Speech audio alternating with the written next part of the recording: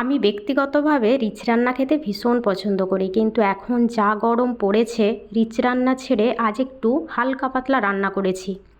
ভালোও লাগলো খেতে।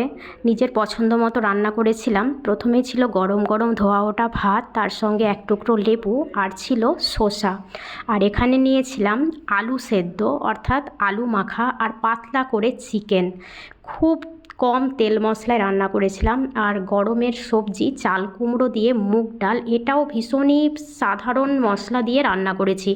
সমস্ত কিছুই হালকা পাতলাভাবে রান্না করার চেষ্টা করেছি যাতে করে পেটটা ভালো থাকে। আমাদের এদিকে না চরম গরম, তাই এই খাবারটা যেন হালকা পাতলাই হয় সেই দিকে একটু আমি খেয়াল রেখেছি। আর এখানে দেখো চিকেনের ঝোলটা কতটা মানে কম মশলায় হয়েছে, একেবারেই সেই রগরগে ব্যাপারটা নেই, একদমই পাতলা ঝোল করেছি।